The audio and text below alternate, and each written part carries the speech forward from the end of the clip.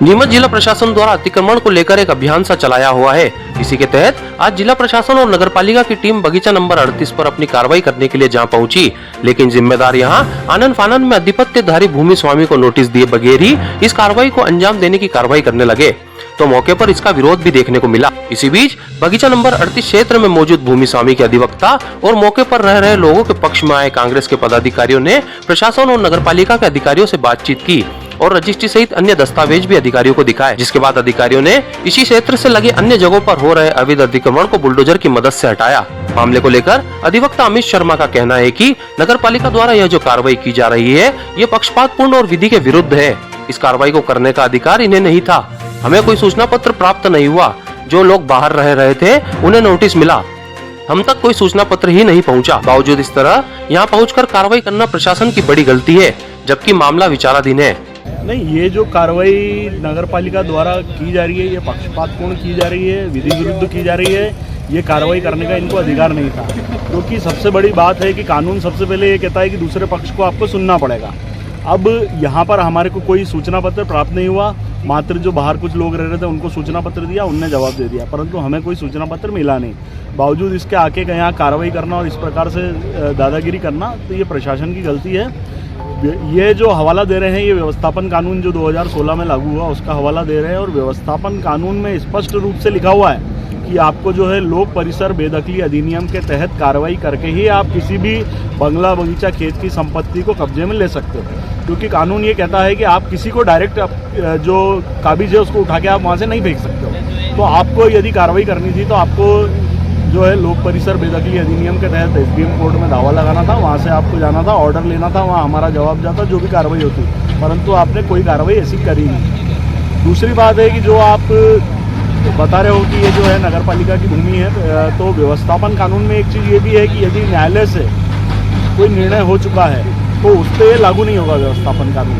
तो 1974 में जो है इस जमीन के जो पूर्व मालिक थे जिनसे हमने रजिस्ट्री कराई, उनके पक्ष में सिविल न्यायालय की एक डिक्री है, 1974 में डिक्री हो चुकी है, परंतु उसको भी नज़रअंदाज करते हुए जो कार्रवाई प्रशासनिक की जा रही है गलत है। हमने व्यवस्थापन के खिलाफ भी जो है अपील लगा रखी है, अपील भी लंबित है। उसके अलावा जो हाई कोर्ट है, उच्च न्यायालय में भी आज सुनवाई है पिटीशन पे। हमने रिट पिटीशन भी माननीय उच्च न्यायालय के समक्ष इंदौर खंडपीठ में प्रस्तुत कर रखी है, और जहां पर आज सुनवाई है। परंतु ये जिस प्रकार की कार्रवाई दिख रही है, ये राजनीतिक व्यवस्थापूर्ण रूप से दिख रही है, और ये कार्रवाई बिल्कुल कानूनी गलत है। यदि कोई इस प्रकार की कार्रवाई करता है तो उसके विरुद्ध भी, क्योंकि कानून का पालन कराना प्रशासन का काम है, और यदि प्रशासन ही गलत कार्रवाई करेगा तो प्रशासन के जो अधिकारी हैं जिम्मेदार, उनके विरुद्ध भी कोई कार्रवाई यदि हाईकोर्ट यदि संज्ञान लेगा तो उच्च न्यायालय, माननीय उच्च न्यायालय कर सकता है। अधिवक्ता के तौर पर आपका अगला कदम क्या होगा?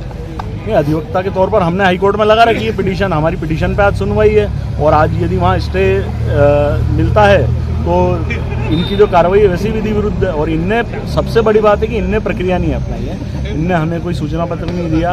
इनने, नगर पालिका ने जो है रसीदें काट रखी है, जो मकान हमारा बता रहे हैं उसकी संपत्ति कर आदि की रसीदें काट रखी है, वो रसीदें हमारे पास है, वो रसीदें हमने इनको बताई कि आपने रसीदें काट रखी है और आप कैसे तोड़ने आ सकते हो। आप यदि, और आपको कानून के जो रखवाले हैं पुलिस प्रशासन, उनको कानून का पालन सबसे ज़्यादा करना है, और उनको वैध प्रक्रिया से ही आना है। यहाँ पर किसी के दबाव में, किसी राजनीतिक दबाव में, किसी के दबाव में यदि कोई कार्रवाई करते हैं तो कार्रवाई सही नहीं है, वो सरासर गलत है, और उसको हम न्यायालय में चुनौती देंगे।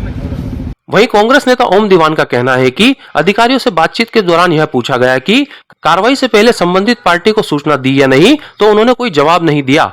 दीवान ने यह भी कहा कि शहर में बहुत से बंगले हैं, आज तक उन पर कार्रवाई क्यों नहीं हुई। दीवान ने इस कार्रवाई को द्वेषतापूर्ण और दबाव में की गई कार्रवाई अधिकारियों द्वारा यहां आकर किए जाने की बात कही।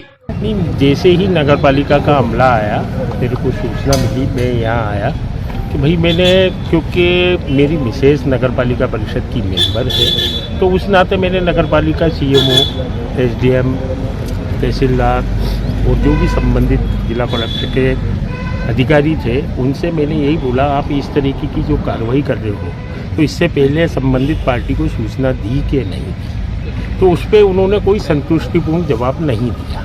वो बोले कि नहीं हम कार्रवाई कर रहे हैं। तो मैंने एक और बात बोली उनसे कि शहर में बहुत सारे बंगले हैं, नगर पालिका परिषद के सामने ही बंगला है, आज दिनांक तक उस पर कार्रवाई क्यों नहीं करेगी। ऐसा लगा कि पूरा ये राजनीतिक दबाव के कारण ये अपना पूरा अमला पूरे जिले मुख्यालय की टीम को बुला के यहाँ इस तरीके से कब्जा करने आया जैसे मान लो कि कोई बहुत बड़ा अपराध कर दिया हो, जबकि नीमच शहर में बहुत से ऐसे बंगले हैं जो खुली भूमि में हैं, जिनका व्यवस्थापन नहीं हुआ है और यहाँ संबंधित जिस व्यक्ति के या पार्टी के नाम पे है उन पर पंजीकृत दस्तावेज है। अगर नगर पालिका चाहती तो उनके पंजीकृत दस्तावेज के आधार पर उन्हें व्यवस्थापन के लिए नोटिस देती, संबंधित पार्टी है व्यवस्थापन कराती और नगर पालिका को रेवेन्यू प्राप्त होती। बाकी उन्होंने इस तरीके का नीमच शहर में खौफ पैदा करने का काम करा है कि कहीं ना कहीं आके डायरेक्ट आके सुबह सुबह आके कहीं ना मतलब इन लोगों को बेवजह परेशान करना, बगैर नोटिस दिए करना, तो ऐसा लग रहा प्रशासन और नियम नाम की कोई चीज ही नहीं बची।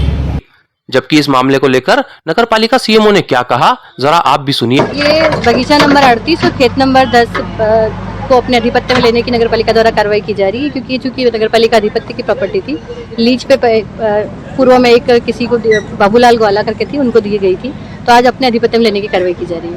मैडम, देखने में आया जब शुरुआती कार्रवाई थी तो अतिक्रमण के हटाने के दौरान जो है कुछ बहस भी हुई थी, अधिवक्ता भी पहुंचे थे और कुछ कांग्रेस के जो पदाधिकारी भी थे, क्या मामला?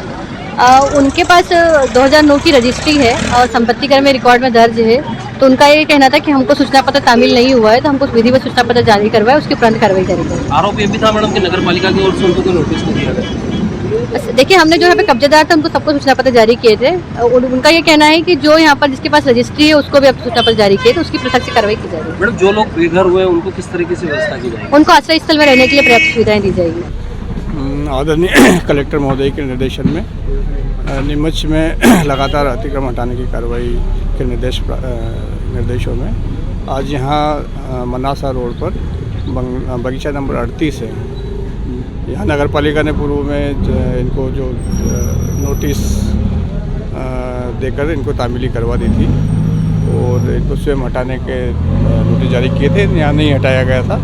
तो आज पुलिस बल की मदद से नगर पालिका की टीम और राजस्व की टीम मिलकर अतिक्रमण हटाने की कार्रवाई जारी है। सर, कितनी ज़मीन पर अतिक्रमण हटाया जा रहा है, क्या कार्रवाई है? ये लगभग 4 हेक्टेयर 80 आरी ज़मीन है जिस पर अतिक्रमण किया हुआ है। सर, अगर अंदाज़न वैल्यू की बात करें, ज़मीन की वैल्यू की, तो कुछ यहाँ का बाजार मूल्य से इसको जो है लगभग 500 करोड़ की ज़मीन है, ये जिससे अतिक्रमण मुक्त किया जा रहा है।